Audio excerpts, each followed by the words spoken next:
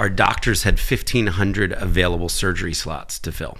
And we were operating on this huge hospital ship. So imagine, this 522-foot kind of ocean liner pulls into the port at Liberia, filled with doctors from 40 countries who have all given up their vacation time. And this was advertised. So the ship's coming had been spread throughout the country. And what we specialized in was huge facial tumors, cleft lips, cleft palates, flesh-eating disease, which I'd never heard of, and burns. A lot of people who had been burned by rebel soldiers during the war.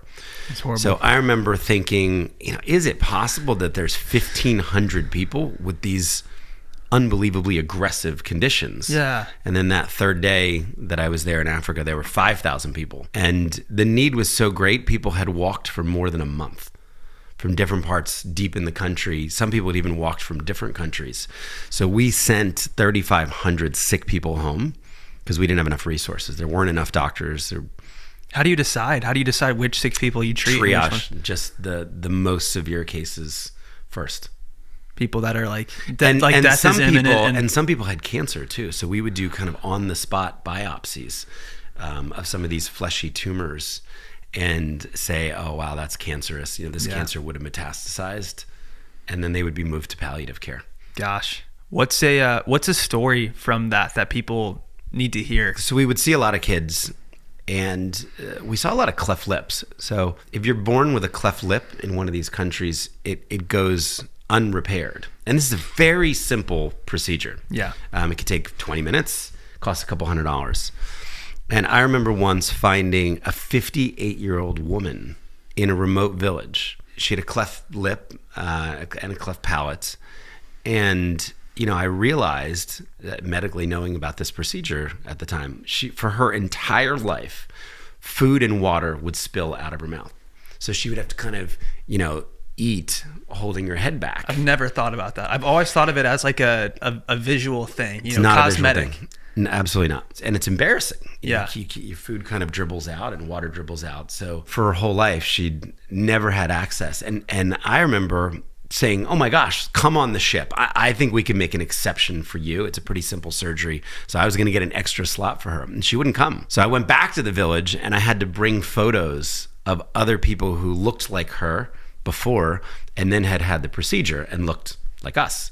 And how are you talking to them? Because you probably didn't speak through translators. Okay. Through translators. Okay. Or French. I spoke a little French, depending on how deep the village was. Okay.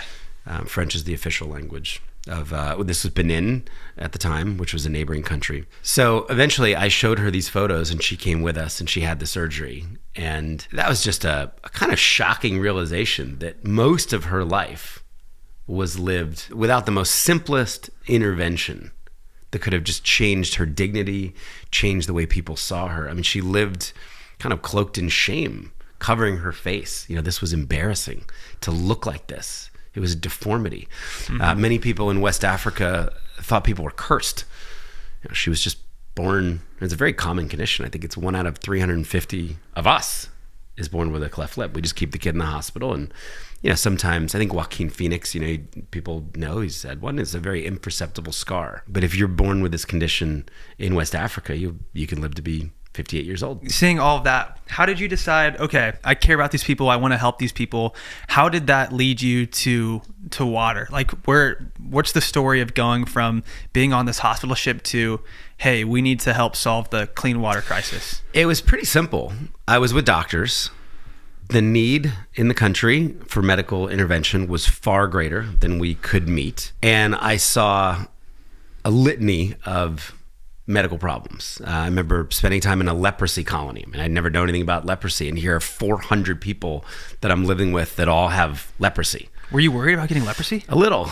How does that happen? Like, if you hug somebody? Leprosy is fascinating. I didn't know anything about it. I thought it was, it's spread by touch. If you have a strong immune system, it's very, very unlikely you would get leprosy, even if you're surrounded by people with leprosy. Really? It also, all of the deformity comes because leprosy kills nerves.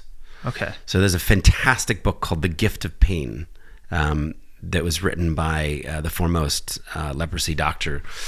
And what happens is leprosy kills your nerve endings so you don't feel pain. And you hear these horrible stories of like people who will have a hand chewed off because a rat will come in the middle of the night and will start nibbling, and they don't feel it. You see with many leprosy patients, their feet are deformed because they keep hitting it on the exact same spot.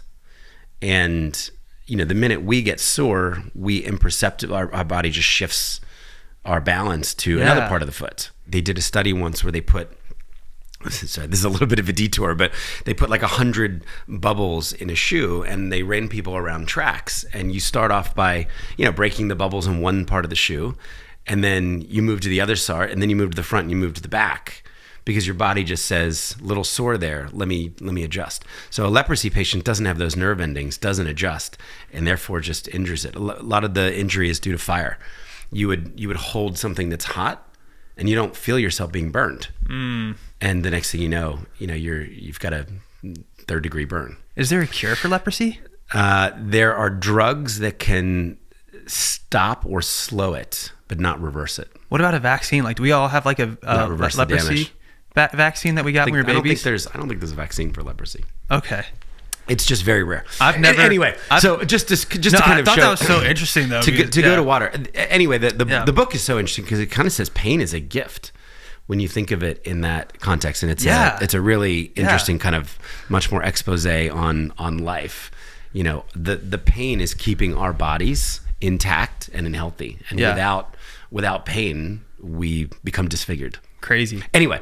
So all that to say, I saw a lot of stuff with these doctors, and it was really the second tour there when I went back to Liberia for a second year that I would go into the rural areas, and I would see the sources of water in these communities, and they were open swamps, green ponds, brown, viscous, muddy rivers. It's inconceivable that you would think you or I or Vic would drink water like this. It's so absolutely disgusting looking. And then you see a child come out of the village with a bucket and dip it in and start drinking from this water that you wouldn't let your dog drink. You wouldn't let an animal drink. I mean, our toilet water in the United States is cleaner than the water these people are drinking. 1,000%. That's a great analogy. So I just stumbled upon the water that people were drinking, and then I learned 2 very simple things. I learned that half the country was drinking disgusting, contaminated, diseased water. And I learned that half of the disease and sickness in the country was because people were drinking dirty water and didn't have access to sanitation and hygiene. So for me, you have, on the one hand, the need is far greater than our doctors can service. And this is the Band-Aid. We are solving problems that shouldn't have happened in the first place. Okay. And then half the country doesn't have the most basic need for health met. Yeah. So I remember taking these photos to the chief medical officer, Dr. Gary Parker, and saying, Dr. Gary, no wonder there's 5,000 people standing in a parking lot waiting to be seen by our doctors with things growing on their face, with flesh-eating disease, with trachoma. Yeah. There are 28 different diseases that you can directly track to bad water. No wonder. You should see what they're drinking in the villages. And he just pretty simply said to me at the end of this second tour, why don't you make this your problem? Really? There's 1 billion people globally living without access to clean water. Why don't you go and try and get them water?